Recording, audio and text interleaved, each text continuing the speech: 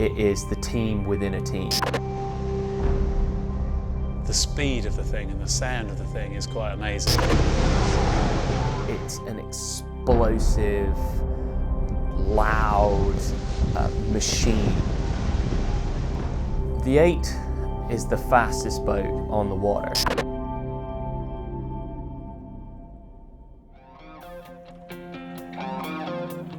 I always think of it as almost in a Formula 1 car. I'm the driver, and those 8 guys sitting in front of me, they're the engines, and it's a finely tuned engine. At the start, you put the blades in, you're moving at 0, and then you take that first stroke, and it's 0 to 100 as quickly as you can. And being in the bows, the boat kind of shoots up like that. The speed of the thing and the sound of the thing is quite amazing. It's actually quite hard to even connect the oar to the water, to actually get some power on, to feel like you're doing your 1/8 of it, because the thing goes so fast. You're like holding on for the ride of your life. So it's a pretty cool, very fast, the fastest that you can go in rowing boat to be in. You've got the shouting of the coxes next to you. You've got 8 guys moving as one, flat out. It's just brilliant, basically.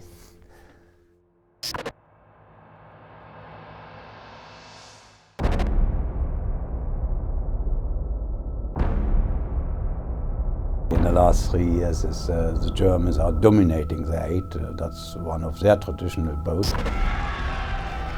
I think we are a length behind them.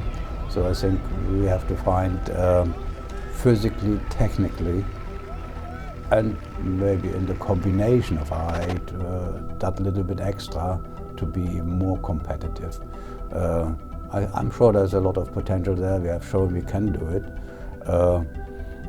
But yeah, we're working on it. What the Germans have done the last 3 years is pretty incredible. No other country has done that in sort of rowing 8's history. To win 3 gold medals in succession, and actually to win all those races in between of the World Cups, they've done a remarkable job. They're a really good crew, you can't deny that. 3 times world champions, they look very good on the water. But I would say they can be beaten. I think this year is a whole new year. There's going to be some crew changes to the 8 from previous years. There'll be some differences. It will freshen things up. You can't just look at the German 8 as well. Anyone can come out this year, and you've gone and seen that in previous times. The Canadians, who had actually been off their pace in Lucerne, you're going to have the Australians there again. You can't rule out the Dutch.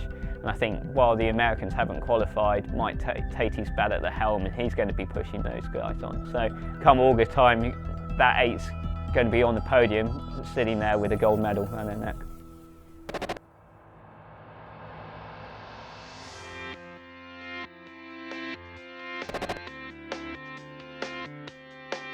As you can see, bringing 8 people in a boat, the harmony is not just always the raw power, it's just how they work together, how they timing things together. I think that's quite important. It's a harmony in the boat, it's a teamwork, getting from everybody his best out. I think that's the key thing.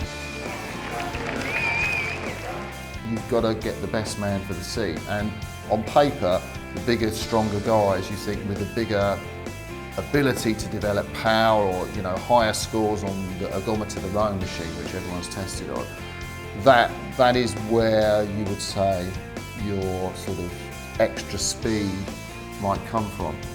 I don't think it's as simple as that, because you have to be able to row and groove well. You've got this sort of point, this one race where all 8, 9 of you including the cogs, have to peak on this day. You have to get it right. And I think Mike Tatey, US coach, once said that with Ace, you only have about a 2-week period where they're going really well. They might be okay up in those periods, but to get them really good, you've got this 2-week window where you might see it.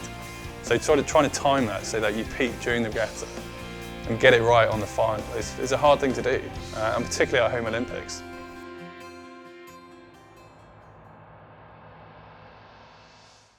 It is the blue ribbon event. It has a a kind of mystique and a magic about it that the other events don't have.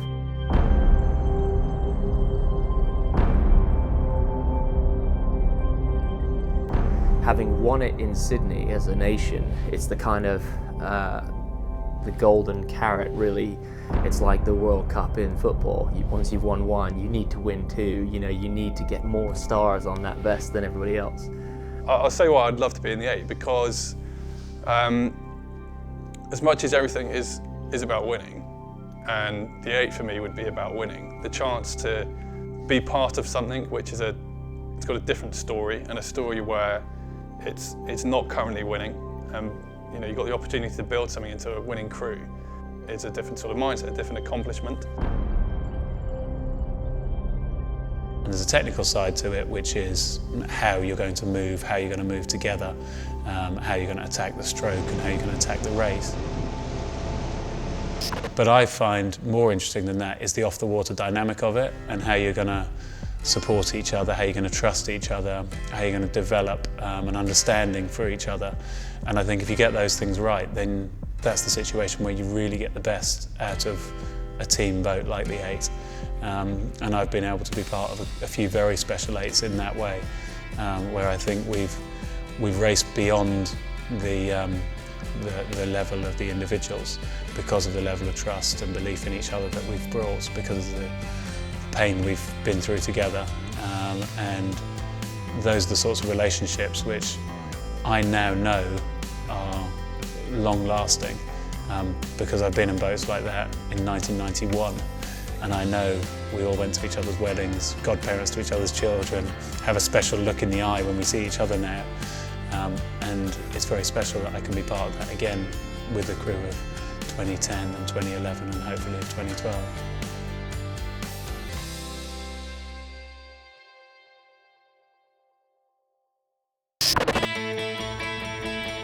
The pair is the natural boat, if you like, for the tough men of rowing, the people that want to prove something.